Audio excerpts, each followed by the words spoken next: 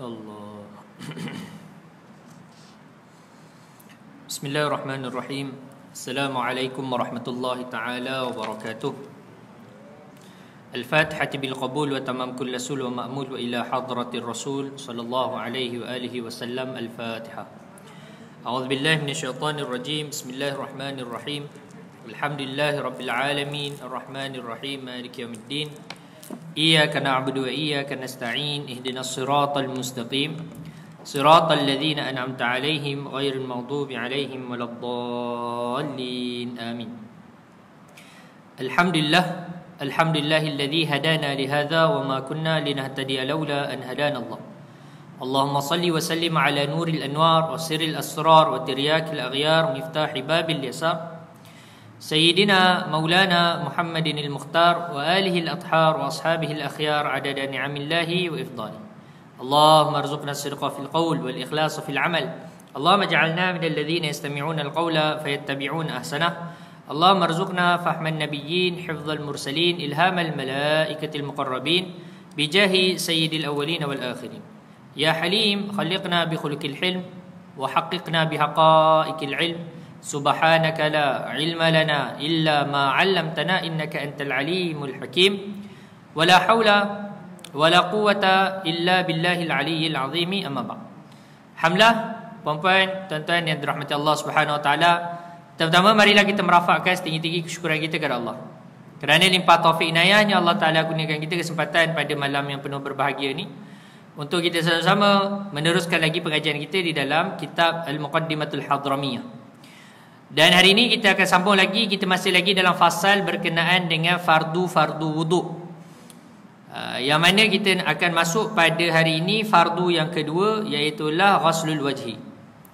Cumanya kenapa pengarang, saya lupa nak beritahu hari itu, kenapa pengarang takbir dengan furudul wuduk, dia tak takbir dengan rukun wuduk?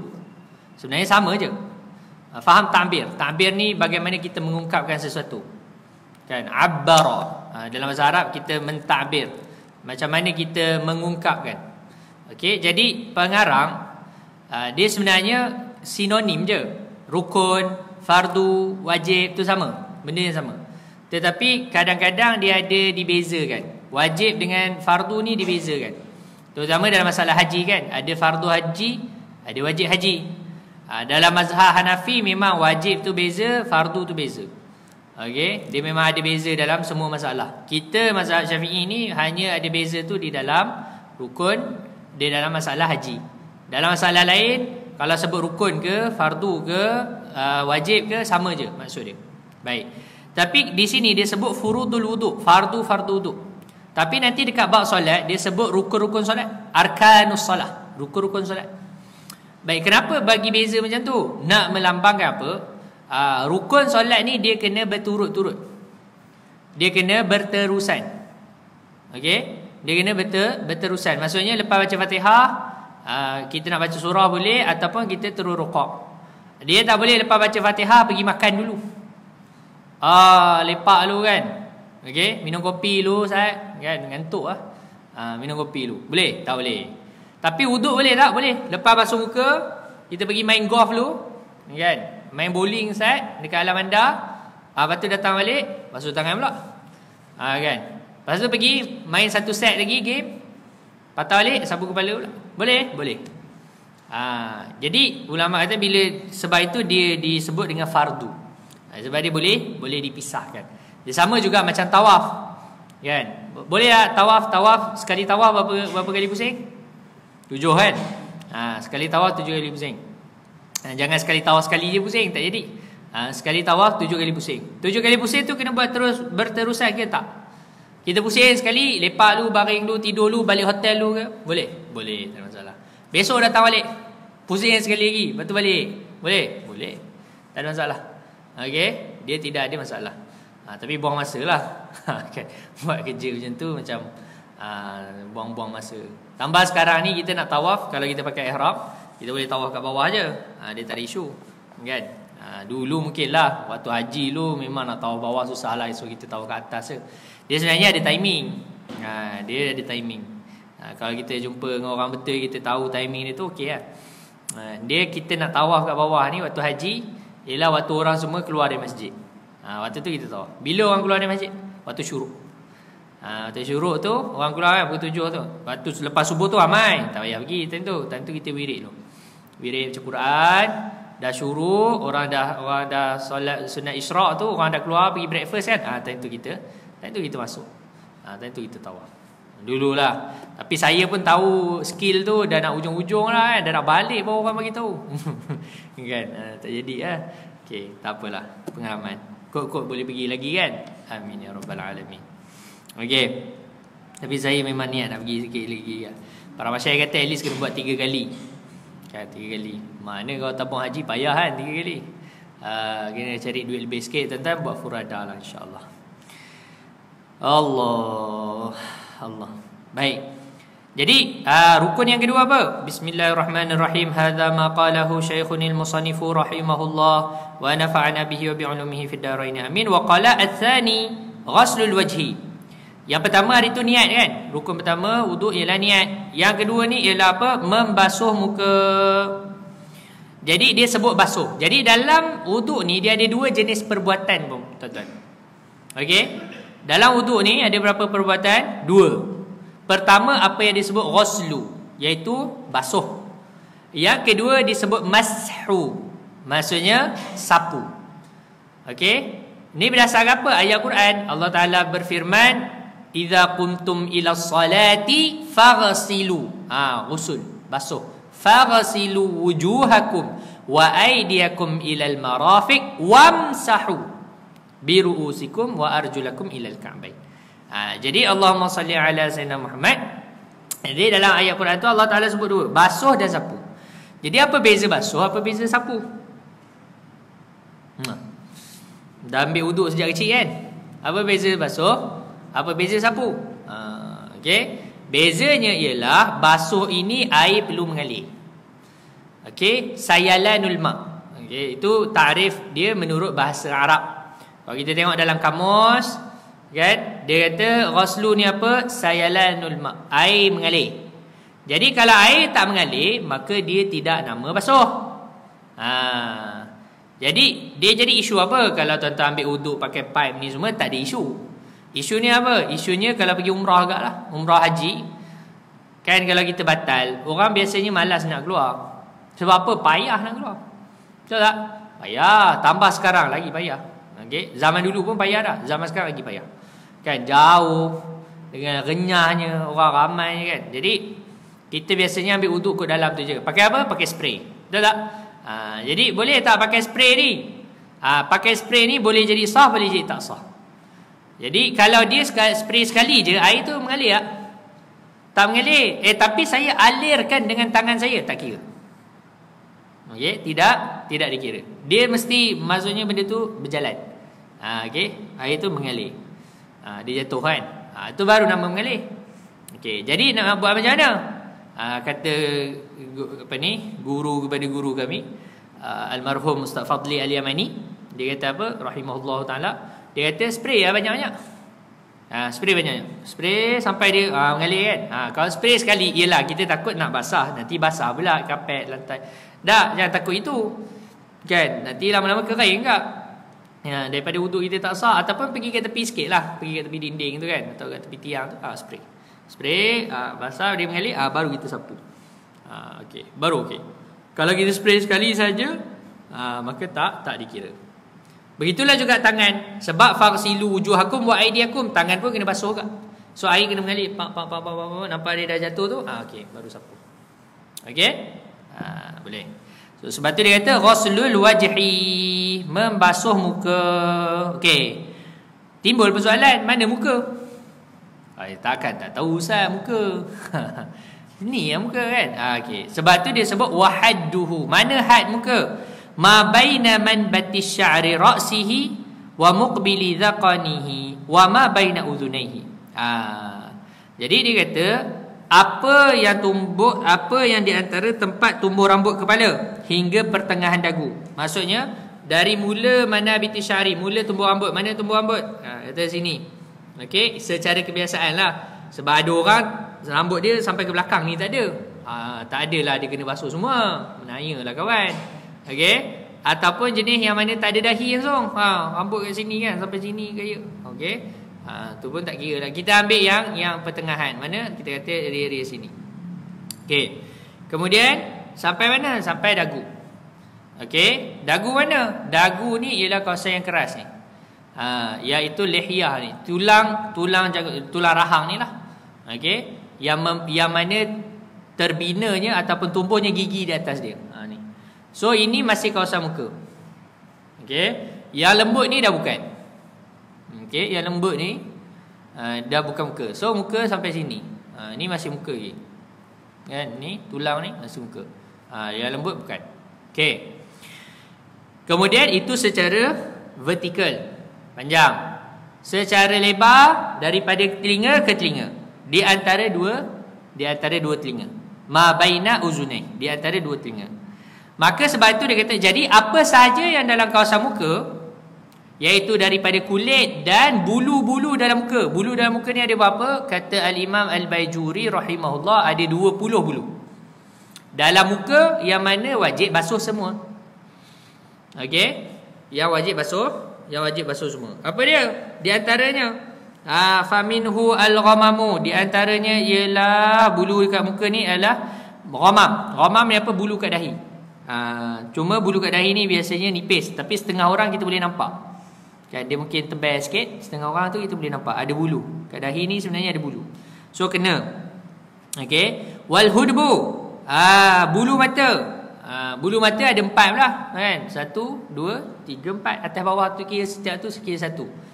Tu yang jadi 20 bulu tu. Okey. Kemudian apa lagi? Wal hajibu. Hajib ni apa? Bulu kening. Dah 2. So bulu mata 4, bulu kening 2, dah 6. Campur bulu dahi tadi dah 7. Okay, nampak tak? Alright. So semua bulu-bulu tu dia kena apa ni? Kena basuh. Okey, kena basuh. Kemudian apa lagi? Wasyaribu, misai. Okey. Wal izaru. Izar ni apa? Sideburn.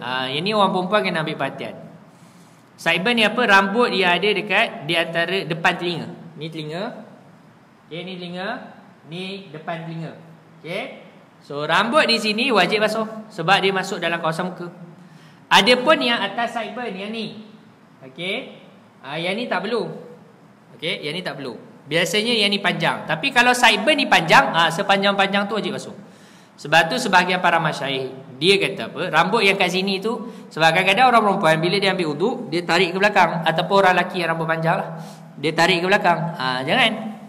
Okey, sebab takut-takut rambut yang mana dalam kawasan muka tu tak dibasuh secara sempurna. So tarik rambut yang belah sini ke depan.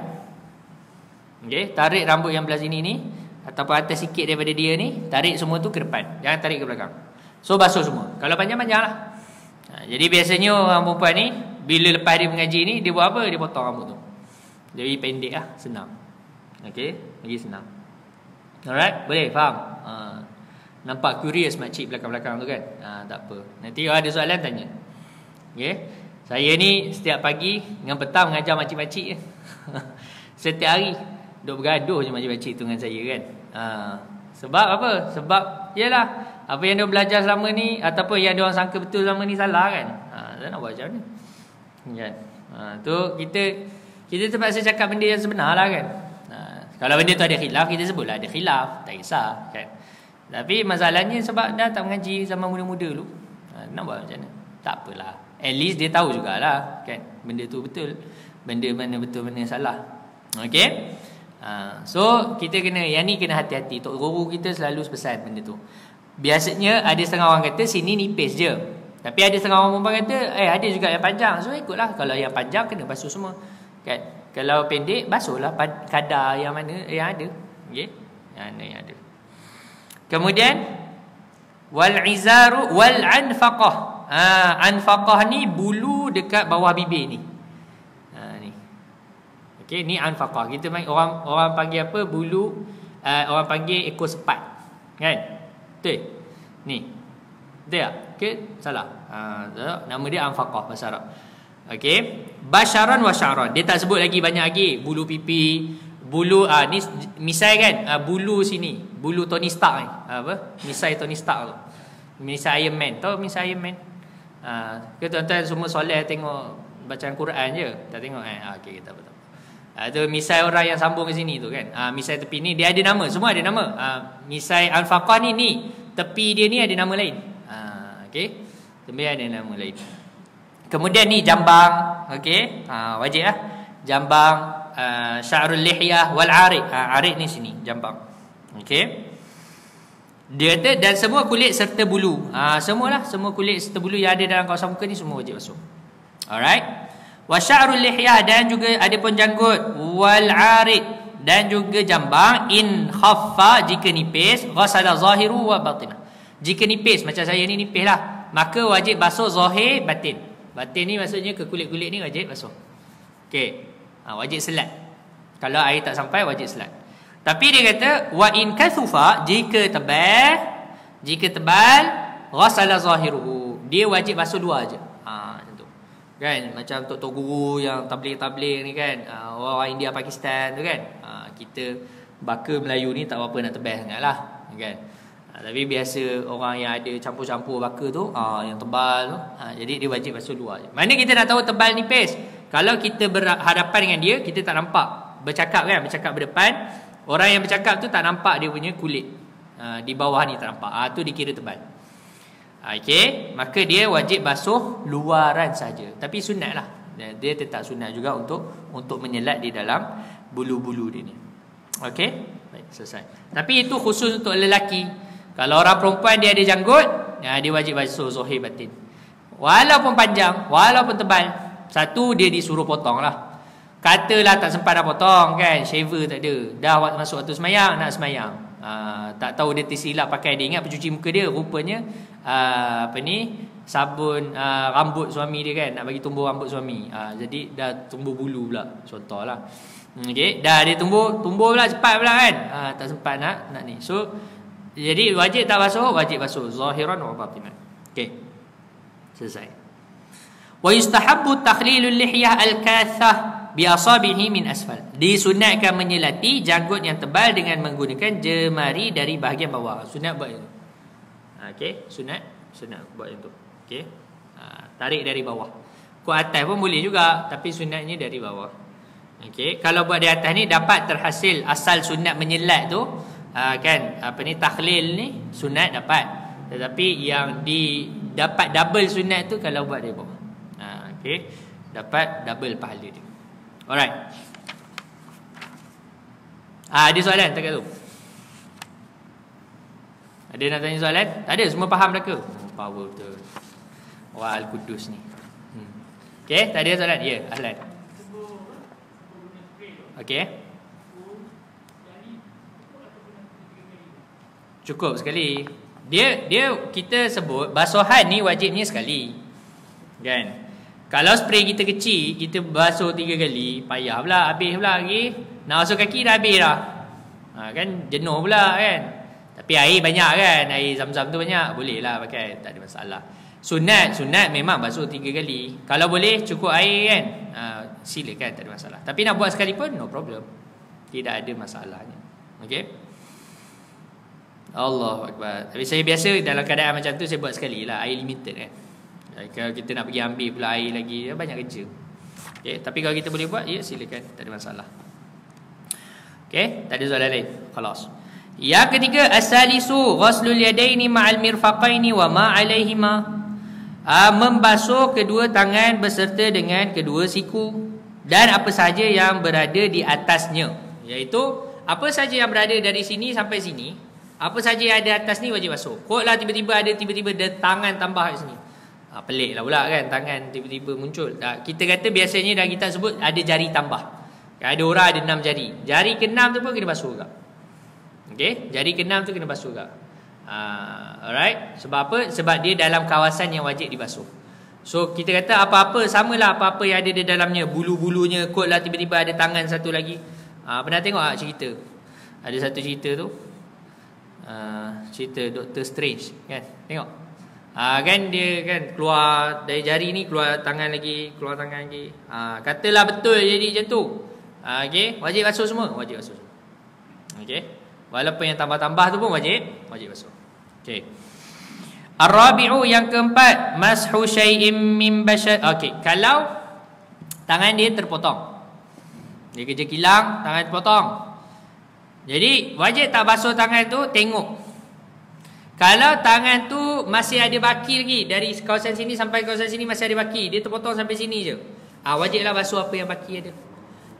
Terpotong sampai sini, ada lagi siku, wajib basuh siku tu.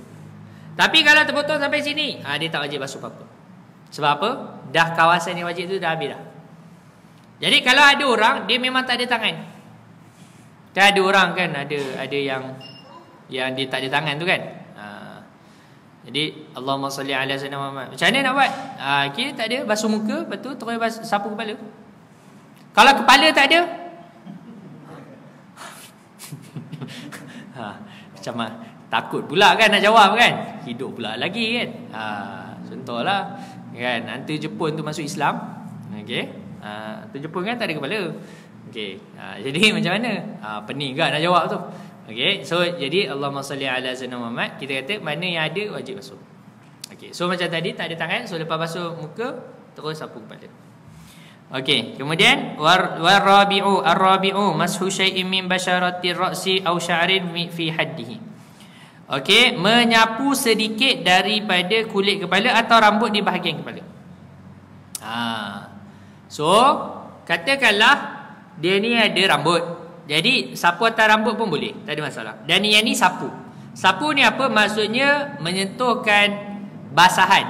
Bagi apa ni? Sentuh lempapan saja pun dah dikira. Contohnya kan, contoh. Kan contoh. Ambil yang ni. Dah cukup lah. Kan? Dan dia tak mesti tangan, pakai pen boleh. Saya tak bawa pen pula. Biasanya tok guru saya dulu contoh yang tu. Letak. Dah selesai, dah dinamakan mashu syai'in min ar-ra'si. Okey, dia sapu sebahagian kepala. Sebahagian kecil pun sebahagian kan. Dia tak ada syarat 3 helai rambut ke, tak ada. Itu dalam pendapat yang kedua atau pendapat yang ketiga dalam mazhab, tak ada. Pendapat Mu'tamad dia tak ada 2-3 helai, tak ada. Yang ada 3 helai ni ialah dalam masalah tahallul. Dia bukan dalam masalah wudu. Ya, saya ada dengar kan, ada juga orang ajak dia kena at least 3 helai. Yang tu sebab dia orang kias dengan masalah tahallul. Mu'tamadnya tak. Pendapat Mu'tamad dalam mazhab Syafi'i tidak perlu. Separuh daripada sehelai rambut pun boleh. Tak kisah. Selagi rambut tu dalam kepala ataupun kepala. Dia asalnya sapu kepala. Tetapi sebab rambut tu ada dalam kepala, maka okey. Jadi orang perempuan hati-hati. Kalau rambut dia panjang, kan? Saya tak bawa rida pula, biasa saya tunjuk. Okey. Hijab. Jazakallah. Oh, ni mahal ni. Tengok tau. Okey. So katakanlah rambut dia panjang. Okey. Rambut panjang kan? Macam Pontianak. Dah. Okay. Rambut dia panjang macam Rapunzel. Tahu Rapunzel? Cerita kartun. Saya minta maaf lah tuan, saya anak kecil lagi, saya tengok cerita kartun banyak kan. Okey, so katalah rambut dia panjang. Jadi waktu dia mandi, tak apalah, dia nak mandi suka hati dia lah kan. Biasanya orang perempuan ni dia ini yang saya tengok dalam cerita, movie, kartun tu. Dia suka buat apa? Dia suka lilit-lilit rambut dia ke atas kan. Okey. Lepas tu dia letak sanggul. Katalah Rapunzel ni masuk Islam. Saya tak tahulah siapa, mungkin ahli Al-Qudus lah, dakwah ke dia kan. Okey. Dia datang alam anda ke apa, didakwahkan oleh penduduk Al-Qudus. Jadinya dia pun masuklah Islam, tak apalah, kita pun ajar dia semayang, ambil wudu semua. Oh, ustaz kata ambil wudu boleh letak macam tu je kan. Jadi dia pun ambil wudu, tak nak kacau lah, dia dah buat rambut dia kan. Dia dah buat rambut dia. Jadi dia ambil air, dia buat macam tu je. Macam tu. Sah lah wudu dia? Sah? Tak? Sah ke tak? Okey, sah ke tak? Udah. Tak tahu? Sah? Tak sah? Siapa kata sah? Katakan. Siapa kata tak sah? Katakan. Tadi bunyi macam ada jawab. Ni masalah saya bila mengajar ni. Saya minta maaf lah tuan-tuan. Saya biasa mengajar makcik-makcik ni, saya suka tanya soalan. Kan? Dia orang pun suka jawab lah. Tapi lepas saya tanya soalan pertama, soalan kedua dia orang dah takut dah nak jawab soalan saya. Saya banyak mengajar fake wanita kan. Mengajar bak darah kan. Jadi bila dah kena belasah dengan saya tu, dia orang dah takut nak jawab. Takut salah. Saya kata takut salah apa, ni bukan exam SPM. Salah pun bukan berdosa pun. Okey, jawab je lah. Jadi jawapannya apa? Kita tengok. Dia tak boleh cakap sah ke tak. Kita tengok. Kalau dia lepaskan rambut dia, panjangnya. Kan katalah. Okey, kawasan yang kena air tu ujung tu. Kan, sebab dia buat yang atas sekali tu kan. Sanggup atas yang ujung tu. Maka dia dah keluar dari kawasan kepala. Kita kata apa? Sapu kepala atau rambut yang ada dalam kawasan kepala. Jadi kawasan ni rambut tu dah luar kepala, maka tak boleh. Tak salah. Okey. Tapi kalau yang dia sapu tu rupanya dekat kawasan sini saja, masih dalam kepala. Kepala ni mana? Mula tumbuh rambut sampai ni yang kat tulang belakang. Tulang yang timbul ni. Tu kepala. Okey. Jadi luar daripada kawasan tu dah tak nama kepala. Jadi rambut yang luar kawasan tu maka tak dikira, sebab asalnya ialah sapu kepala, bukan sapu rambut. Kalau dalam masalah tahallul tak apa, gunting yang ujung tu tak ada masalah. Kan? Gunting ujung tu tak ada masalah. Ini dalam masalah wuduk ialah sapu kepala, bukan sapu rambut. Tapi sebab rambut tu ada dalam kepala, maka dibolehkan. Jadi sebab tu kalau boleh senang kan. Dia ambil rambut ujung je, letak kat pipe macam tu. Senang sangat. Kan? Tak boleh lah. Kalau rambut panjang lah. Okey. Kalau rambut panjang. Jazakallah. Okey, boleh faham Tengok, dia kena tengok lah, case by case. Okey. Kemudian dia kata Allahumma salli ala sayyidina Muhammad. Tadi Arabi'u. Okey, selesai. Dia faham masalah rambut. So kita kata masalah rambut ni ialah asalnya kepala. Sapu kepala. Yang wajibnya situ saja. Okey, yang wajibnya situ saja. Tapi sunatlah sapu semua. Okey, sunat sapu semua. Dan yang ni selalu ditegur lah oleh para masyayikh, antaranya Syekh Nuruddin kan. Dia kata apa? Dia kata dekat akhirat nanti nak kenal orang mazhab Syafi'i senang.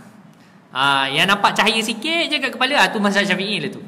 Sebab apa? Sebab kita nanti kat akhirat asar wuduk kita ni akan bercahaya dan Nabi akan kenal. Ya, Nabi akan kenal kita berdasarkan asar wuduk kita. Jadi orang mazhab Syafi'i sebab sikit je kan. Jadi sikit je kan. Kecil je dia punya cahaya tu. Janganlah macam tu. Sapu semua. Okey, sapu semua. Baik. Dan dia ada sunat-sunat dia, nanti kita akan sebut. Kemudian dia kata al-khamisu ghaslur rijlaini ma'al ka'baini wa syuquqihima. Membasuh kedua kaki berserta kedua buku lali daripada kedua-dua kaki tu, wa syuquqihima, berserta dengan pecah-pecah kaki tu. Rekahan-rekahan yang ada kat kaki. Maksudnya apa? Kaki kita kan kadang-kadang ada rekah-rekah kan. Sebab tu kita kena tengok. Kena ambil tapak kaki tu, kena tengok. Kalau ada rekah-rekah tu dan ada something di dalam dia, kita kena keluarkan something di dalam tu kan. Daripada daki-daki ataupun tanah-tanah yang kita bijak tu, kena keluarkan. Sebab apa? Sebab air kena sampai dalam rekahan-rekahan tersebut. Kalau tak sampai, maka wuduk kita tak sempurna. Sebab itu kenapa kena check kaki tu betul-betul. Okey. Kena check kaki tu supaya tidak ada benda yang menghalang air untuk sampai kepada setiap juzuk yang zahir dekat kaki kita. Okey? Boleh. Selesai. Kemudian dia kata wat tartibu, dan yang keenam ialah tertib. Tertib ni apa? Tertib ni ialah membasuh anggota mengikut turutan yang disebutkan. Okey, membasuh anggota mengikut turutan yang disebutkan. Hukumnya wajib.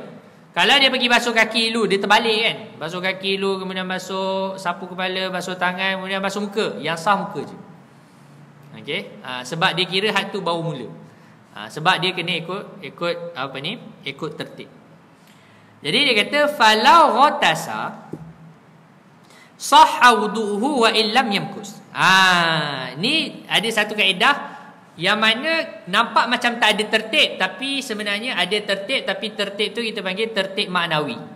Okey, tertib secara kita anggarkan sajalah, muqaddar. Okey, walaupun tak nampak tapi kita anggap adalah tertib tu. Apa dia? Iaitu dia kata kalaulah dia menyelam, sah wuduknya walaupun tidak tinggal lama. Maksudnya dia menyelam, tapi kena menyelam lah. Okey, maksudnya menyelam ni seluruh tubuh badan dia ada dalam air. Kemudian dia niat, saja aku berwuduk. Dia bangun, dia terus bangun. Sah wuduk dia. Dia tak perlu tunggu lama. Dia tak perlu duduk dalam air tu, saja aku wuduk, goyang ke muka tu. Goyang tangan. Tak payah, tak. Okey. Dia bangun, dia menyelam semua badan dalam air, saja aku ambil wuduk. Saja aku makan hadas kecil, bangun-bangun, khalas, selesai. Terus selesai. Ustaz, tak ada ni pun kan? Tak ada tertib pun? Ada. Tapi tertib tu dia terangkat sekali. Dia cepat. Dia maksudnya muka tangan semua kan dah terkena air. Jadi dia punya hadas tu terangkat semua sekali, serta-merta. Dia sebenarnya ada tertib tu, tapi kita kata sekelip mata macam tu lah. Okey, boleh. Ini kalau menyelam, shower tak jadi tuan-tuan. Shower tak jadi. Bathtub boleh. Kalau rumah tuan-tuan ada bathtub, ada bathtub sini. Kot lah tuan-tuan renovate kan. Boleh renovate masuk bathtub. Tak muat. Okey, contoh. Alright. So kalau kita ni bathtub kira boleh lah, tapi air kena penuh kan. Air penuh. Boleh. Okey, selesai. Kemudian dia kata watajibul muwalatu fil wudu'i daimil hadas. Okey. Tuan-tuan, kalau kita basuh kita wuduk macam ni. Katalah saya wuduk, saya basuh muka dekat Masjid Tunku Mizan Zainal Abidin, Masjid Besi. Kemudian saya basuh muka, lepas tu saya naik kereta, saya start enjin, saya berjalan pergi KL. Saya pun berhenti kat KL, dekat Masjid Negara, saya basuh tangan. Kan, basuh tangan. Kemudian saya masuk kereta balik, berjalan pergi salam. Kan, kat salam saya sapu kepala. Kemudian saya naik kereta balik, kan, saya pergi Perlis, basuh kaki kat Perlis. Lepas saya masuk Thailand, saya semayang. Sah saya punya wuduk. Teruk sangat kan. Tapi nak tanya sah tak wuduk tu? Sah? Sah. Jawapannya sah. Selagi, ialah dengan catatan, selagi dia tak buat perkara yang membatalkan wuduk lah. Tengah-tengah tu dia tak kencing, tak berak kan, tak kentut. Okey, sah. Okey. Dah, okey. Macam mana dengan pendapat yang kata jangan sampai kering? Ini yang kita panggil sebagai mualat. Mualat ni berturut-turut. Berturut-turut ni macam mana nak kira? Berturut-turut ni nak kira ialah selagi anggota yang sebelum tu, kita basuh anggota ni sebelum anggota yang sebelum tu kering. Itu nama dia mualat. Mualat ni hukum dia sunat. Mualat ni hukum dia sunat. Berturut-turut ni hukum dia sunat. Kecuali yang ni dia nak sebut. Kecuali satu jenis manusia yang dipanggil apa? Daimul hadas. Orang yang sentiasa berhadas. Okey, bagi orang yang normal macam kita, kaedah macam tadi tu tidak ada masalah. Tetapi bagi orang yang tak normal, orang yang mana ni? Daimul hadas, dia wajib berturut-turut. Dan dia wajib wuduk bila dah masuk waktu. Sebab itu dia kata dalam kitab ni, dia kata apa? Watajibul muwalatu, wajib membasuh secara berturut-turut fil wudu'i, pada wuduk, daimil hadasi, bagi mereka yang sentiasa berhadas. Orang yang sentiasa berhadas ni siapa? Pertama, orang yang salisil baul, orang yang kencing tak lawas. Okey, kencing tak tus, incontinence. Dia jalan sikit kencing, dia terkeluar kencing, terkencit kan. Ni orang yang kencing tak lawas. Ataupun salasil rih, orang jalan sikit kentut. Ni. Ada ataupun salasil mazi, dia jalan sikit terkeluar air mazi, kan. Okey, ataupun perempuan istihadah. Okey, perempuan istihadah yang mana dia keluar darah lebih daripada waktunya. Okey, maka dia ni pun daimul hadas. So orang-orang ni dia kena ambil wuduk. Pertama, syarat dia apa? Syarat dia kena berturut-turut. Yang kedua, mesti ambil wuduk bila dah masuk waktu. Dalam ni dia tak sebut lagi, dia akan sebut nanti dekat syarat. Okey, syarat dia mesti dah masuk waktu. Dia tak boleh buat sebelum masuk waktu. Sebab apa? Sebab dia ni dikira orang yang taharah darurah. Taharah dia ni, bersuci dia ni ialah bersuci darurat. Dia sama macam tayamum. So kan tayamum syarat dia kena masuk waktu dulu. Sebab tayamum ni taharah darurah. Okey. Jadi selagi tak masuk waktu, dia tak dikira darurat. Okey. Darurat ni bila dah masuk waktu. Sebab sebelum masuk waktu solat tu tak wajib. Contoh kan, isyak, nak solat isyak, boleh ke ambil wuduk sekarang bagi daimul hadas? Tak boleh. Sebab dia kena ambil wuduk tiap-tiap waktu juga. Tu pun satu benda jugalah. Dia kena ambil wuduk tiap-tiap waktu. Untuk satu wuduk, satu fardu sahaja. Okey, satu fardu. Jadi fardu yang lain kena ambil wuduk yang lain. Tapi sebelum nak ambil kena tunggu masuk waktu dulu. Itu syarat dia. Yang kedua, dia kena berturut-turut. Okey, lepas dah basuh muka kena terus basuh tangan. Lepas basuh tangan terus dengan catatan sebelum dia kering itulah. Itu maksud muallaq. Okey, dan dia tak boleh lambat pula nak semayang. Okey, dia tak boleh lambat-lambat nak semayang. Dia kena dah habis ambil wuduk tu dia kena terus semayang. Perempuan istihadah tadi tu kan, dia kena terus semayang. Kalau dia lambat, lepas ambil wuduk dia pergi tibai dulu nasi kandar express. Kan? Kan. Baik punya, nak leka punya, lepas tu dia pergi semayang, tak boleh. Dia kena ulang balik. Okey, dia kena pergi ulang balik dia punya taharah tersebut. Sebab apa? Sebab dia kenapa dia kena cepat? Sebab kita nak mengurangkan sedapat mungkin hadas tu. Kan najis yang ada pada dia tu. Okey. Jadi sebab itu kenapa dia kena buat cepat-cepat. Tapi dia bolehlah tunggu jemaah, dia boleh solat sunat qabliyah, dia bolehlah pakai baju dulu tutup aurat, dia boleh ijtihad kiblat, boleh tunggu jawab orang azan, tu semua boleh, tak ada masalah. Okey. Yang tak boleh ni benda yang tak ada kaitan dengan sembahyang. Okey, itu jenis orang yang ada masalah tadi itulah daimul hadas. Okey, orang yang kencing tak lawas, orang yang istihadah, orang yang bertali-tali kentut, bertali-tali keluar air mazi. Itu masalah dia. Okey? Baik. Wastishabu an-niyah hukman, dan wajib mengekalkan niat secara hukum. Okey. Maksudnya tidak melakukan perkara yang menafikan niat wuduk. Okey, tak apa, tu masalah lain. Okey, selesai. Okey, ada nak tanya pasal rukun wuduk? Ya, Ahlan.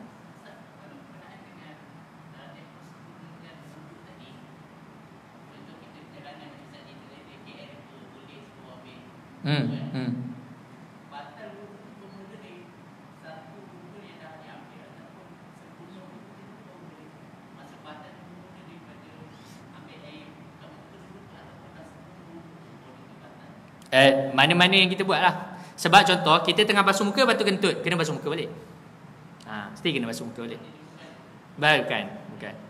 Sebab bila kita dah basuh muka, hadas kat muka dah terangkat. Yang lain yang belum terangkat lagi. Tapi bila kita dah kentut, hadas tu kembali kepada semua balik. Jadi walaupun wuduk tu tak sempurna lagi, tapi kita dah buat perkara yang membatalkan wuduk, maka batal juga semua tu. Apa yang dah selesai sebelum tu semua dah batal balik. Itu maksudnya. Okey, bagus. Soalan bagus. Ada soalan lain? Ya.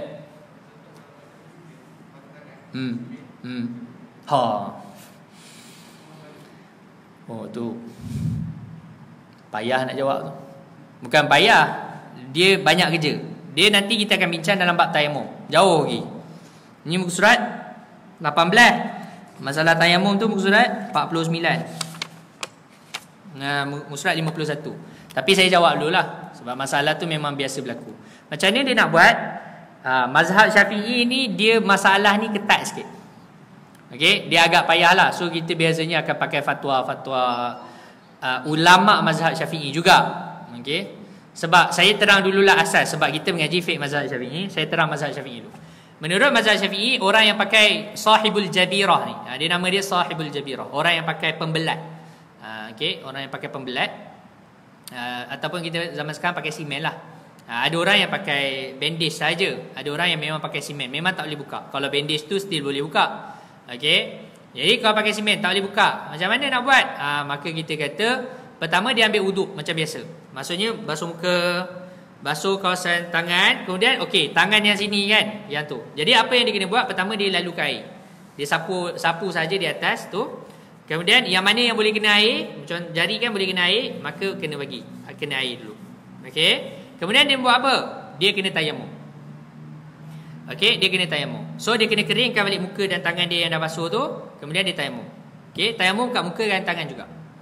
Tetapi disebabkan tangan ini dia berbalut, maka dia tayamum ni kerja dia untuk menampal. Dia punya istilah dia ialah menampal. Okey, dia untuk jabir kan. Dia untuk tampal lah. Tampalan. Cumanya kita kata dia nak tampal pun, dia sebab anggota tayamum kan tangan juga. Jadi nak tayamum pun tak sempurna tayamum tersebut. Disebabkan itu orang ni macam mana pun ikut pendapat muktamad dan mazhab Syafi'i, dia kena qada sembahyang. Okey, dia kena qada sembahyang dia.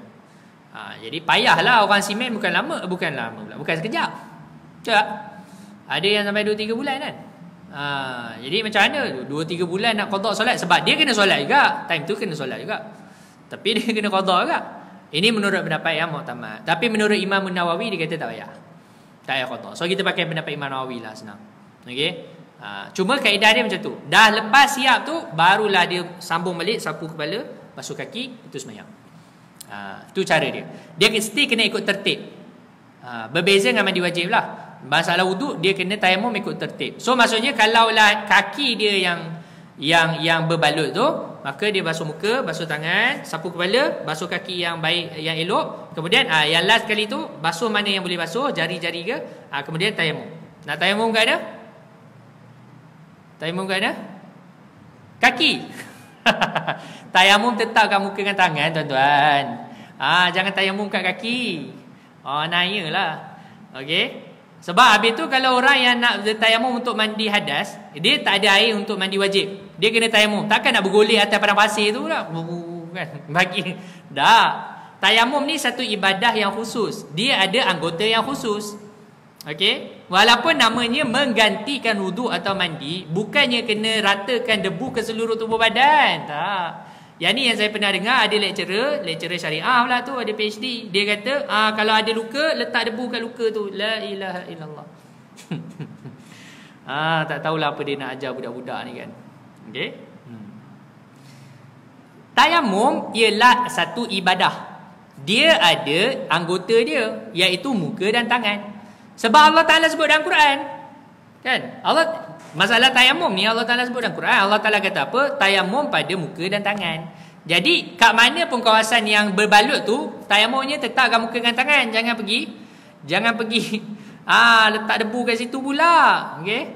Habis tu kalau kita luka, contoh nak mandi wajib, lukanya minta maaf kat kemaluan, takkan nak letak debu kat situ.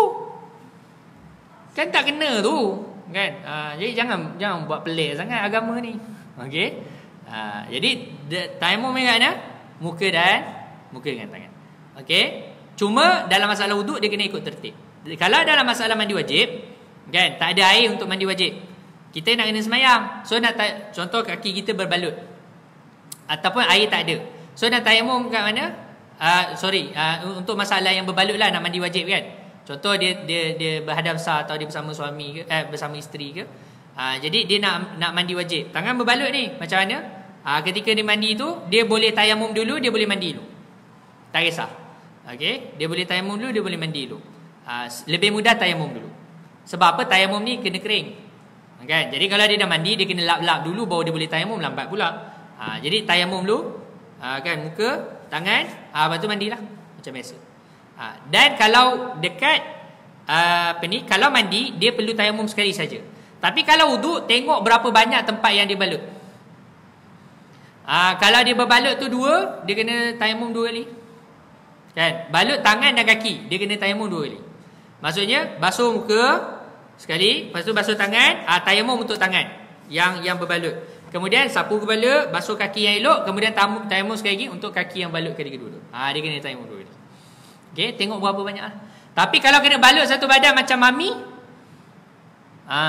macam Mumia tu, kan, dia accident, dia racing dengan kawan dia dekat Putrajaya, boom, kan, berlanggar dengan lembu, tak nampak. Okey, dah berbalut satu badan macam Mamia.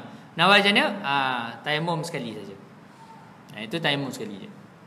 Sebab memang semua satu badan tak boleh kan. Tayamum sekali cukup. Okey. Wallah alam. Itu masalah ni sikitlah. Okey. Ada soalan lain? Tak ada.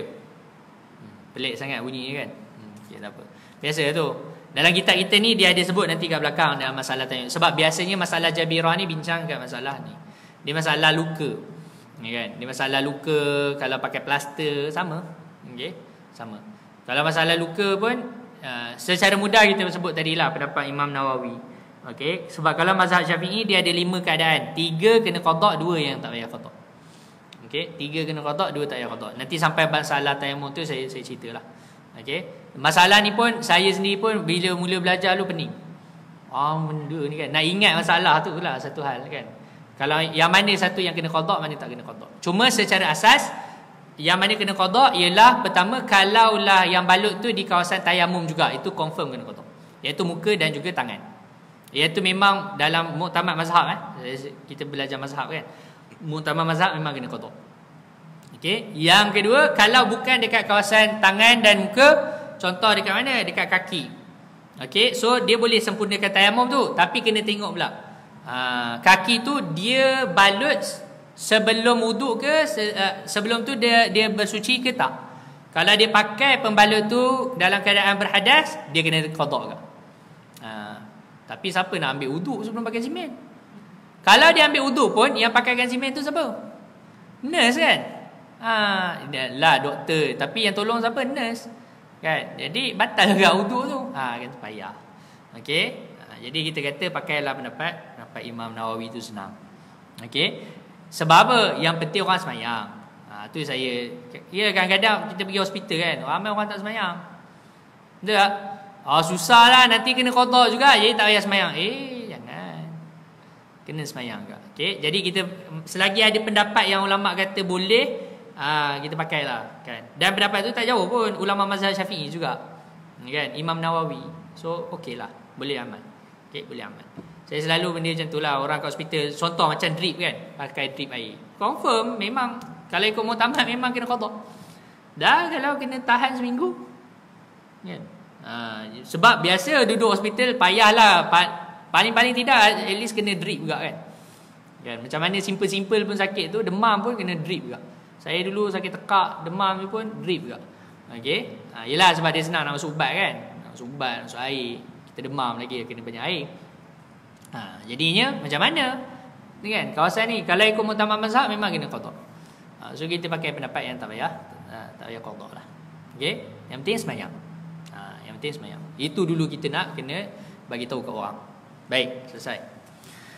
Allahu akbar. Faslun fi sunanil wudu. Tadi soalan dah Dah masuk tu dah?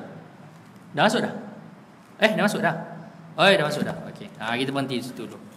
InsyaAllah tuan-tuan, nanti kita sambung lagi lah pada bulan hadapan. Wallahu ta'ala ala wa alam.